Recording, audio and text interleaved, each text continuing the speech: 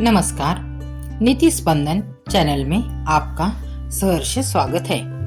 आज के इस वीडियो में हम देखेंगे साल 2026 की पहली महत्वपूर्ण एकादशी जया एकादशी के बारे में। अगर आप भी इस दिन व्रत रख रहे हैं तो यह जानकारी आपके लिए महत्वपूर्ण साबित हो सकती है। पूजन के शुभ मुहूर्त से लेकर व्रत खोलने के सटीक समय तक की सारी जानकारी इस वीडियो में शेयर की हुई है। तो चलिए शुरू करते हैं। जय श्री हरि। ओम नमो भगवते वासुदेवाय। जय एकादशी तिथि प्रारंभ 28 जनवरी 4:37 से तिथि समाप्त 29 जनवरी 1:55 तक। उदया तिथि अनुसार जया एकादशी गुरुवार 29 जनवरी 2026 को मनाई जाएगी। द्वादशी तिथि प्रारंभ 29 जनवरी 2026 दोपहर 1:55 पर। द्वादशी तिथि समाप्त 30 जनवरी 2026 सुबह 11:09 तक। पारण का समय है 30 जनवरी सुबह 7:10 से 9:20 के बीच में। व्रत कथा। जया एकादशी कथा के अनुसार स्वर्ग लोक में देवराज इंद्र राज्य करते थे। देवगण पारिजात वृक्ष से भरे नंदनवन में अप्सराओं के साथ विहार कर रहे थे। वहां नृत्य का भी आयोजन किया गया था, जिसमें पुष्पदंत, चित्रसेन तथा उनका पुत्र प्रधान थे। चित्रसेन की पत्नी का नाम मालिनी था। मालिनी की पुत्री पुष्पवंती के नाम से विख्यात थी। पुष्पदंत गंधर्व को एक पुत्र था जिसका नाम माल्यवान था। माल्यवान पुष्पवंती के रूप से अत्यंत मोहित था। वे दोनों भी इंद्रदेव की सभा में गीत गाने के लिए आए थे, परंतु माल्यवान और पुष्पवंती परस्पर अनुराग के कारण मोह के वशीभूत हो गए। उनका चित्त विचलित हो गया, इसलिए शुद्ध गान न कर सके। कभी ताल भंग हो जाता था तो कभी गाना बंद हो जाता था। इंद्रदेव ने इस घटना को अपना अपमान मान लिया। माल्यवान और पुष्पवंती को पिशाच होने का शाप दे दिया। इंद्र के शाप से उन्हें बहुत दुख हुआ। वे हिमालय पर्वत पर चले गए। ताप से पीड़ित होकर पर्वतों में घूमने लगे। एक दिन उन्होंने सोचा कि पिशाच योनि बहुत दुखदायी है, अतः पूर्ण प्रयत्न करके इस पाप से बचना चाहिए। देवयोग से उन्हें माघ मास की एकादशी तिथि प्राप्त हुई। उस दिन दोनों ने निराहार रहकर व्रत किया, कुछ फल खा लिए। रात्रि में भी उन्हें नींद नहीं आई, जागरण किया। इस तरह से उन दोनों ने जया एकादशी का पालन किया।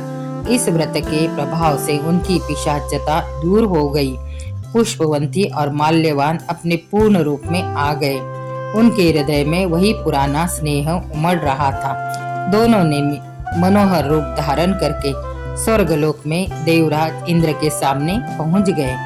उनके इस रूप को देखकर इंद्रदेव को बड़ा आश्चर्य हुआ। तब उन्होंने बताया कि भगवान वासुदेव की कृपा से उनकी पिशाचता दूर हो गई। ओम नमो भगवते वासुदेवाय नमः। जया एकादशी से ब्रह्म हत्या का पाप भी दूर हो सकता है। इसका महात्म्य पढ़ने और सुनने से अग्निष्टोम यज्ञ का फल मिलता है। इस तरह एकादशी के दिन सिर्फ फलाहार करें। रात में भगवान से प्रार्थना करते हुए अपने भूल की क्षमा मांगे, पश्चाताप व्यक्त करें। इसका फल उन्हें पिशाच योनि से मुक्ति मिल गई, स्वर्गलोक चले गए। एकादशी व्रत का लाभ। क्या होता है एकादशी व्रत रखने से? तो एकादशी का व्रत करने से मनुष्य के पापों का नाश होता है, मोक्ष प्राप्ति होती है। यह व्रत करने से मनुष्य भूत पिशाच आदि से छुटकारा मिलता है। यह व्रत करने से धन की प्राप्ति होती है। आर्थिक तंगी से मुक्ति मिल जाती है। आर्थिक समस्याओं का निराकरण होता है। एकादशी व्रत करने से व्यक्ति के मान सम्मान में वृद्धि होती है तथा ऐश्वर्य की प्राप्ति होती है। एकादशी व्रत करने से पुत्र प्राप्ति होती है, निसंतान को संतान प्राप्त होती है। एकादशी व्रत करने से माता लक्ष्मी जी और भगवान श्री विष्णु जी का आशीर्वाद भी प्राप्त होता है। एकादशी व्रत के नियम: प्रातःकाल सुबह जल्दी उठकर स्नान करें, पीले या धुले हुए वस्त्र पहने, स्नान के जल में गंगा जल अवश्य मिलाए। एकादशी के दिन बाल और नाखून ना काटे, यह नियम के खिलाफ है। फलाहार में फल, दूध, दही, जल ले सकते हैं।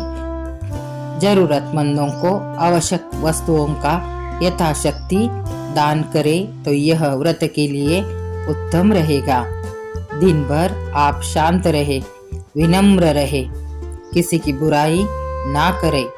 व्रत का पारण शुभ मुहूर्त में ही करें। पारण के दिन हो सके तो यथाशक्ति दान धर्म अवश्य करें, यह आपके लिए फायदेमंद होगा। पारण के नियम: तो क्या होते हैं पारण के नियम? एकादशी व्रत खोलने से पहले अन्न या किसी चीज का दान जरूर करें। एकादशी व्रत खोलते समय सबसे पहले तुलसी जी का पत्ता चबाकर खाए। पारण में सात्विक भोजन ही खाए।